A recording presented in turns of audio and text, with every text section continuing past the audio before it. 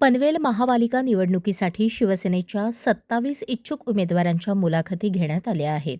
या मुलाखतींची यादी आणि सविस्तर अहवाल खासदार श्रीरंग बारणे यांच्याकडे सादर करण्यात आला आहे. भाजपसोबत बोलणी झाल्यानंतर आणि वरिष्ठांच्या आदेशानुसार उमेदवारांबाबत अंतिम निर्णय घेतला जाईल, अशी माहिती जिल्हाप्रमुख रामदास शेवाळे यांनी दिली. नागरिकांच्या सेवेसाठी आणि विकासाच्या मुद्द्यावर आपण निवडणूक लढवणार असल्याचे त्यांनी सांगितले. जनतेने संधी देऊनही विकास करता आला नाही तर कळंबोलीकरांना तोंड दाखवणार नाही, असेही ते म्हणाले.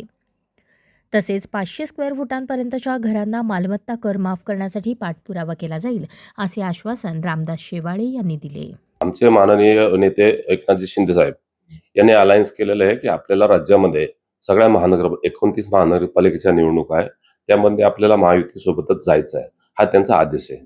परंतु जागा वाटपाच्या संदर्भामध्ये आमच्या या मावळ लोकसभा मतदारसंघाचे माननीय खासदार श्रीरंगप्पा बारणे यांच्याकडे आम्ही जे आमच्या इच्छुकांच्या मुलाखती झाल्यात, 27 लोकांचे फॉर्म भरून त्यांच्या मुलाखती झालेल्या अशा लिस्ट, अशा लोकांची नावं आम्ही त्यांच्याकडे दिलेली आहेत. आता बघा, मी एक कार्यकर्ता म्हणून जिल्ह्याचा जरी प्रमुख असेल पण एक कार्यकर्ता म्हणून ते काम करतोय, पण मला इथला सगळा अहवाल त्यांच्यापर्यंत सोपवला गेलाय आणि त्याच्यावरती त्यांच्यावरती काय बोलणी झालेली आहे. आज त्याच्यात एक पहिली बैठक आज दुपारी विद्यमान आमदार यांच्यासोबत होणार आहे, त्यातनं बाकी गोष्टीची उकल आज होईल. ओके. 27 लोकांच्या मुलाखती झाल्या, 78 जागा आहेत. आरपीआय असेल, तुमचा गट असेल, भारतीय जनता पार्टी आणि इतर जे असतील सहकारी, या सगळ्यांची मागणी निश्चितच असणार आहे. मग अशा वेळी आपण किती जागांची मागणी केली होती? नाही बघा, मी जिल्ह्याचं काम करत असताना माझ्या शाखा प्रमुखापासून तर जे वरिष्ठ पदाधिकारी काम करतात ते सर्व माझ्यासारखे सारखे आहेत. मी फक्त अहवाल माननीय नेत्यांच्याकडे देणार आहे, कारण मला सगळ्यांना सांभाळून पुढे काम करायचं आहे. नगरसेवक होईल ना होईल हा भाग वेगळा झाला, परंतु संघटना वाढीसाठी जे काम करायचं आहे तर मला सगळे सारखेच, एखादा शाखा प्रमुख आहे म्हणून त्याला अंडर एस्टिमेट करत नाहीये. मी फक्त अहवाल आमचे नेते माननीय श्रीरंगप्पा बारणे यांच्याकडे दिलाय आणि त्याप्रमाणे मला तर 27 दिले तर अति आनंद आहे. परंतु शेवटी काही समीकरणं आपल्याला म्हणायचं तसे नसतात, काही गणितं जुळून घ्यावी लागतात. त्या अनुषंगाने वरिष्ठ नेते त्याच्यावर त्यात चर्चा करतील. ओके. आज अंतिम निर्णय होण्याची शक्यता आहे, त्यावेळी आपली फायनल काय मागणी आहे का याविषयी? काय मेरिटवर सगळं काय ठरेल? नाही, मेरिटवरती. म्हणूनच म्हटलं, पुन्हा सांगतो जबाबदारीनं, की जो अधिकार माननीय बारणे साहेबांना आहे तो अधिकार मला नाहीये. माझ्या आधिपत्यामध्ये मला वाटतं माझे सगळे काम करतात या जिल्ह्यामध्ये सर्वांना संधी मिळावी ही माझी अपेक्षा आहे.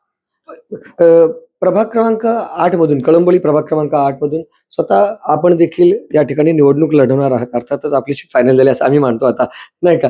मग अशा वेळी समोर राष्ट्रवादी शरदचंद्र पवार या पक्षाचे सतीश पाटील साहेब आहेत उभे आपले. त्यांना विचारलं होतं तुमच्या आव्हानाविषयी, त्यांनी वेगळे उत्तर दिले, कदाचित तुम्ही ऐकले असेल. तुम्हाला काय वाटतं, तुम्हाला किती आव्हान आहे त्यांचं? नाही, मी काय व्यक्तिगत कोणावर टीका-टिप्पणी करणारा नाही. मी एक समाज जीवनामध्ये काम करणारा व्यक्तिमत्व आहे. मी म्हणतो की व्यक्तिमत्वावर जाण्यापेक्षा विकासाकडे जाण्याचा आमचा मानस आहे, की जनतेला वाटेल की हा व्यक्ती आज माझ्या शहरासाठी, माझ्या भागासाठी, माझ्या कंपाऊंडसाठी काही करेल असे त्यांच्या मनात असेल तर ते खऱ्या अर्थानं ती निवडणूक आहे.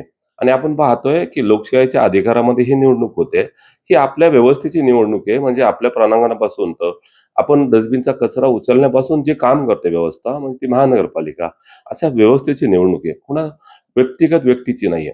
आणि आमच्यासाठी एक ॲडव्हान्टेज असं आहे की राज्यात आमचे नेते, मुख्य नेते एकनाथजी शिंदे साहेब यांनी 3-4 वर्षापूर्वी जी क्रांती केली आणि क्रांतीच्या माध्यमातून ह्या महाराष्ट्रामध्ये विकास केला.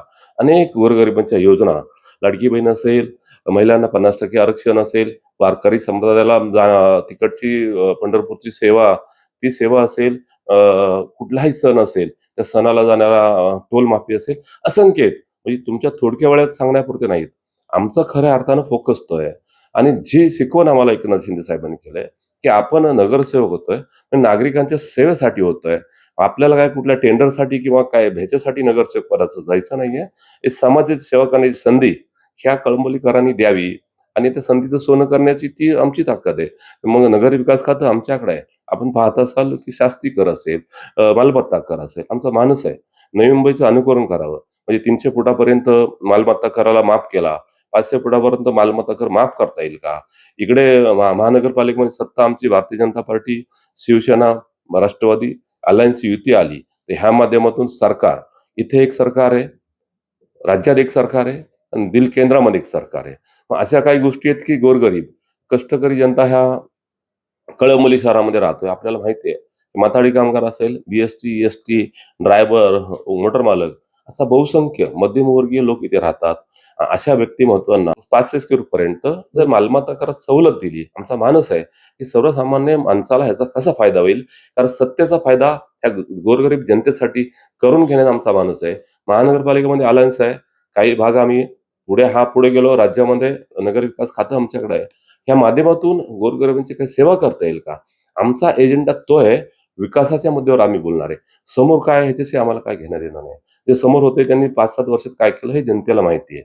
मला टीका-टिप्पणी करायची नाही. मला विकासाला मत मागायचंय आणि माझ्यासारखा सर्वसामान्य जीवनात काम करणारा माणूस आहे. मला विकास करता आला ना, तर म्हणजे संधी दिली तर मी विकास करून दाखवल आणि जर करता नाही आला, त्या कळंबोलीला करांना कधी मी तोंड नाही दाखवणार. अशी माझी प्रामाणिक भूमिका आहे आणि ह्या भूमिकेतनं मी सर्व जनतेच्या समोर जातोय. त्यांना समजून सांगतोय, की महानगरपालिका ही व्यवस्था आपल्या सर्वांच्या जवळीक म्हणजे दरवाजापासून चालू होणारी व्यवस्था आहे. ह्या भागाचे प्रतिनिधित्व विद्यमान आमदार प्रशांतदादा करतायत. हा सगळा बघा एकमेकाची सांगड जर चांगली असेल, तर जनतेचा विकास होतो. मग व्यक्तिगत मी नगरसेवक व्हायला पाहिजे अशी भूमिका केली, पण त्याचा वाटा जर सत्तेत नसेल, नागरिकांचा विकास करता येत नाही. ही भूमिका, हा एजेंडा आमचा आहे आणि शिंदेसाहेबांची शिकवण आहे, की आपल्याला बाळासाहेबांनी जे 80% समाजकारण दिलंय, त्या समाजकारणाच्या माध्यमातून जनतेची सेवा करू, एवढा एजेंडा घेऊन आम्ही या पनवेल महानगरपालिकेमध्ये सर्व मतदारांमध्ये जाणार आहे आणि ज्या जागा आमच्या वाट्यात येतील त्या बहुमतानं निवडून आणण्याचा आमचा मानस राहणार आहे. एकच शेवटचा प्रश्न म्हणजे तोच तुमच्याच बोलण्यातनं सातत्यानं जाणवत होता, की आगामी महानगरपालिका निवडणुकीमध्ये अनेक विरोधकांचे मुद्दे असतील, परंतु प्रॉपर्टी टॅक्स हा मुद्दा महत्त्वाचा असणार आहे, हे लक्षात येतं. तुम्ही तुमच्याही बोलण्यातनं असं दिसतं, की कुठेतरी या बाबतीत देखील कुठे एक महत्त्वाचं पाऊल नगरविकास खात्याकडनं उचललं जाईल. तुम्हाला वाटतं का या बाबतीत निर्णय होईल किंवा तो महत्त्वाचा मुद्दा असेल आणि त्याला तुम्ही म्हणजे पॉझिटिव्हली शासन किंवा आपला एकनाथ शिंदे साहेब या सगळं म्हणजे मिटवतील असं वाटतं? हे पहा तुम्ही जनतेचे खरे सेवक असाल आणि पोटतिडकीनं तुम्ही मुद्दा मांडण्यावरती आहे. नुसता मुद्दा मांडून होत नाही, त्याचा पाठपुरावा केला पाहिजे. आपण सांगा मालमत्ता कराचा हा विषय ज्यावेळेला कोर्टमध्ये होता, त्यावेळेला आम्ही माननीय नेत्यांकडं वारंवार आम्ही म्हणत होतो, की साहेब ह्याच्यामध्ये तर त्यावेळेला ते सांगत होते, की कोर्टातला विषय प्रलंबित झाल्यानंतर आपण त्याच्यावर निर्णय घेऊ. पण हे सगळं काही लोकप्रतिनिधींनी सर्वसामान्य माणसाला सांगितलं, "आत्ता भरू नका, नंतर भरा, हे करा, ते करा." हे करता एक 4-5 वर्षाचा कालखंड गेला आणि नियमानुसार कायद्याच्या संदर्भामध्ये कुठलीही व्यवस्था राबवत असताना काही कायदे केले जातात. त्या अनुषंगात शास्ती लागली गेली.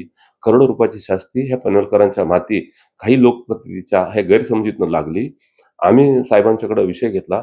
"साहेब, मालमत्ता कराचा तिढा सुटेल त्यावेळेला सुटेल. पण आज काही मंडळींना हे टॅक्स भरायचे आहेत, तर त्याच्यावरती शास्ती लागलेली आहे. आपण कमीत कमी शास्ती तरी माफी करावी." अशी फक्त आम्ही त्यांच्याकडं एक संकल्पना केली. त्यांच्याकडे निवेदन दिलं आणि महिनाभराच्या कालखंडामध्ये ते हे नवी मुंबई विमानतळावरती आल्यानंतर आम्ही पुन्हा त्यांना आठवण करून दिली आणि त्याच ठिकाणी अनाउन्स केलं, ही शास्ती तुम्हाला येणाऱ्या 4-5 दिवसामध्ये पनवेलकरांची शास्ती माफ केली जाईल. ती त्यांनी घोषणा केली आणि महिनाभराच्या कालखंडामध्ये आम्ही पाठपुरावा केल्यानंतर त्या बैठकीला विद्यमान आमदार प्रशांतदादा ठाकूर पण होते आणि आम्ही हे केल्यानंतर शास्तीचा माफीचा निर्णय नगर विकासच्या माध्यमातून आला आणि ह्या कळंबोली, पनवेल ह्या भागातील सर्व जनतेला त्याचा लाभ झाला. असेच यापुढे आताच्या पुढे जाऊन आम्ही करेल. ठीक आहे, मालमत्ता कर, ठीक आहे, एखादी नवीन व्यवस्था तयार झाल्यानंतर अर्थकारण त्याला खर्च आहे. आम्ही समजू शकतो. परंतु जसं बाजूच्या महानगरपालिका, पिंपरी-चिंचवड महानगरपालिका या ठिकाणी जे गोरगरीब जे अल्प दरातील जे सर्व घरं आहेत आणि मध्यमवर्गीय ह्यांचा हा मालमत्ता कर 500 फुटापर्यंत माफ कसा करता येईल ही निवेदन आणि ही संकल्पना एकनाथजी शिंदे साहेबांवर आम्ही मांडलेली आहे आणि वारंवार त्याचा पाठपुरावा करून आम्ही त्याच्यामध्ये तोड केल्याशिवाय राहणार नाही. परंतु हे सगळं करण्यासाठी एक सर्वसामान्य नागरिक म्हणून या सभागृहाचं आम्हाला पहिलं सदस्यत्व प्राप्त करावं लागेल. म्हणजे नगरसेवक व्हायला लागेल. त्यावेळेला आमची जबाबदारी अजून वाढेल. ते शब्द आम्ही निवडणुकीच्या कालखंडामध्ये सर्वसामान्य लोकांना देतो. ते शब्द खरं करण्याची संधी नागरिकांनी दिली, तर मी आज आपल्या चॅनलच्या मार्फत सांगू इच्छितो, की जो प्रश्न हाती घेतलाय तो सोडवल्याशिवाय राहणार नाही आणि विकासाच्या मुद्द्यावरती ह्या कळंबोली असेल, ह्या सर्व भागातील पनवेल महानगरातील सर्व नागरिकांना आम्ही ह्या विकासाच्या मुद्द्यावरतीच मत मागायला जाणार आहे.